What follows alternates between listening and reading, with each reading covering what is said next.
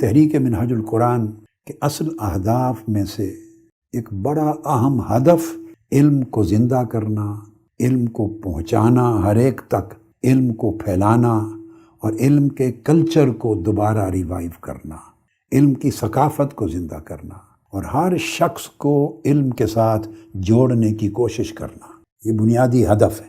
اگر ہم اسے پورا نہیں کرتے، اس پر فوکس نہیں کرتے، تو ہم نے گویا تحریک منہاج القرآن کی روح کو ہی نہیں سمجھا اور ہم آگے کچھ بھی اچیو نہیں کر سکتے۔ علم نور ہے اور نور کے بغیر زندگی بھی اور ماحول بھی ظلمت اور تاریکی ہوتی ہے۔ ہماری زندگیوں میں جتنی مشکلات ہیں، تلخیاں ہیں، الجھنیں ہیں، ان کی ایک بہت بڑی وجہ جہالت ہے، یعنی علم کی کمی یا علم کا فقدان۔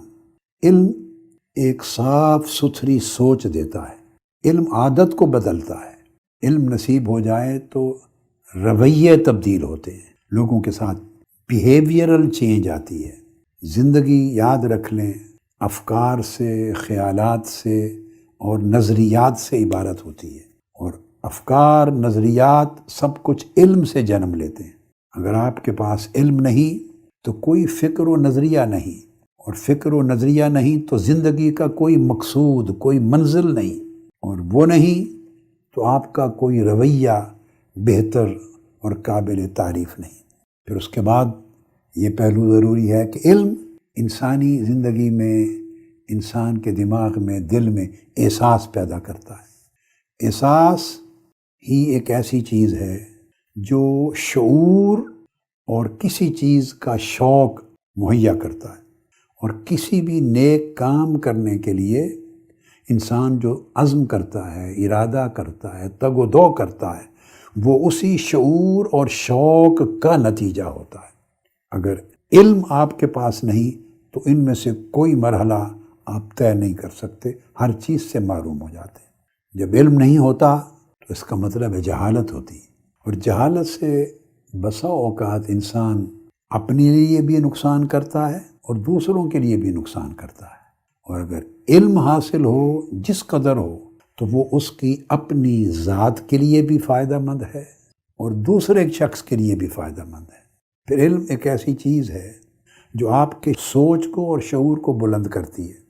جب سوچ اور شعور بلند ہوتا ہے تو آپ کی آرزو اور امنگ بلند ہوتی ہے، اور علم ہی ایک ایسی مددگار چیز ہے جو آپ کو اخلاقی گراوٹ سے بچاتی ہے، اخلاقی طور پہ ذلت میں نیچے گرنے سے بچاتی ہے، رویوں کو قبیح برا ہونے سے بچاتی ہے۔ پھر اور اینگل یہ ہے کہ علم ایک ایسا نور ہے جو آپ کے اندر محبت پیدا کرتا ہے، انسان سے محبت سکھاتا ہے، انسان کی قدردانی سکھاتا ہے، انسانیت کی عزت سکھاتا ہے۔ علم شعور دیتا ہے کہ انسان کیا ہے اور انسانیت کیا ہے۔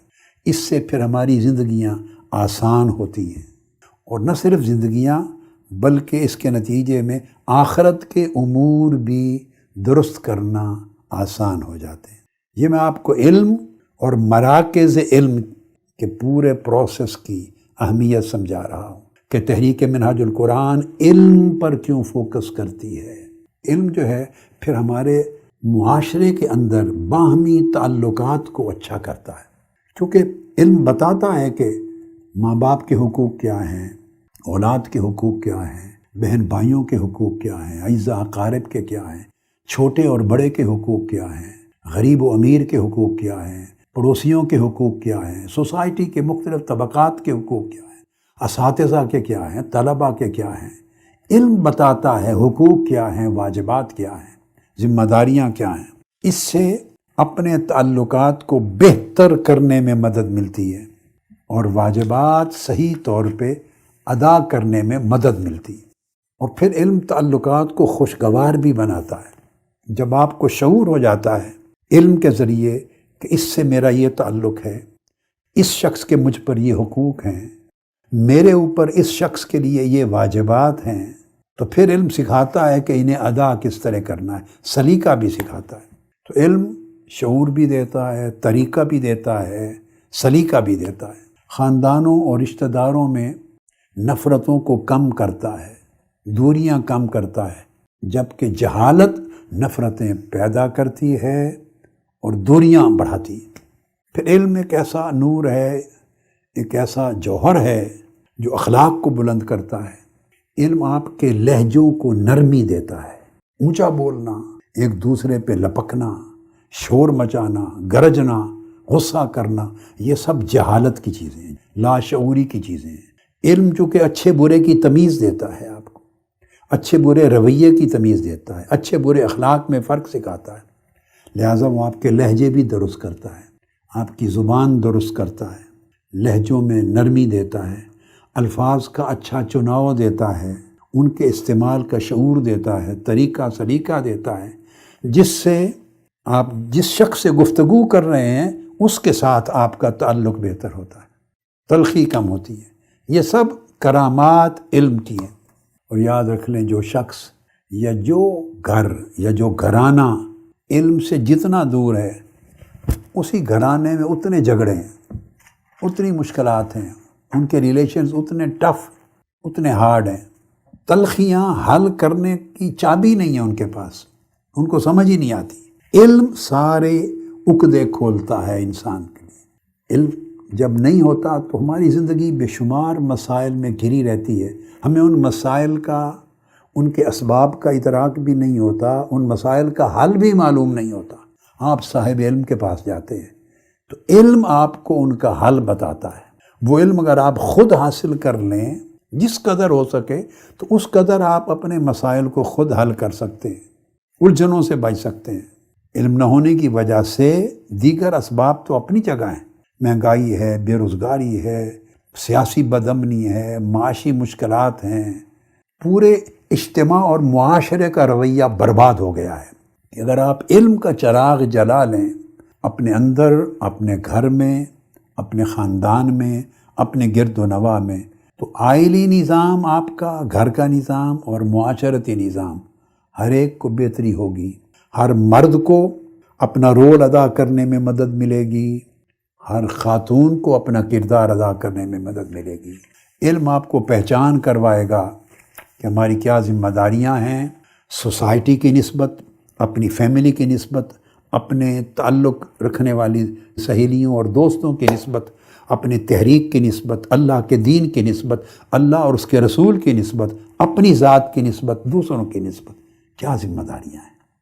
علم آپ کو شعور دے گا، اس شعور سے زندگی میں روشنی آتی۔ گویا ہماری اعتکاف گاہ درس گاہ بھی ہے، یہاں علم کے چراغ بھی جلائے جاتے ہیں، ادب و تربیت کے چراغ بھی جلتے ہیں، نصیحت کے چراغ بھی جلتے ہیں، ہر طرح کی خیر آپ ان 10 دنوں میں، 10 راتوں میں لے کے جاتے ہیں۔ اس لیے میں نے کہا اللہ رب العزت آپ کی مہنگائی کی مشکلات کو حل فرمائے گا، مگر اس خیر سے محروم نہ ہو جائیں، اور یہ زندگی کے آخری سانس تک آپ کی زندگی میں یہ سلسلہ خیر بلا انقطاع جاری رہے۔ اللہ رب العزت نے فرمایا کہ ایسا نہیں ہو سکتا کہ علم رکھنے والے اور علم نہ رکھنے والے برابر ہو جائیں۔ یہ کرکس ہے، کتنی بڑی بات فرما دی اللہ رب العزت نے فرما دی۔ ہم تصور کرتے ہیں کہ سب برابر ہیں، اللہ سب کو برابری کی نگاہ سے دیکھتا ہے، ہم ہمیشہ برابری مانگتے ہیں۔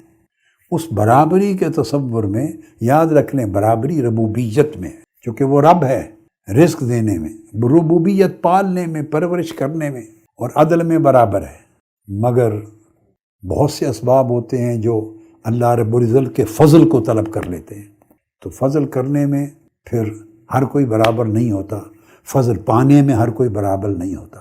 اس لیے فرمایا بہت سے اور فرق مراتب کے ساتھ ساتھ فرمایا کہ صاحبان علم اور محرومان علم کبھی برابر نہیں ہوتے، چونکہ علم اور جہالت برابر نہیں ہوتی، سعالم اور جاہل برابر نہیں ہوتا، اور علم سے معمور زندگی اور علم سے محروم زندگی برابر نہیں ہوتی۔ یہ اللہ رب العزت کا فرمان ہے، ایک ڈیوائن سٹیٹمنٹ ہے، ایک ججمنٹ ہے، آپ غور کر لیں۔ اس لیے اللہ رب العزت نے جن کو جتنا درجہ علم میں زیادہ دیا، ان کو اسی حساب سے فضیلت اور برتری عطا کی۔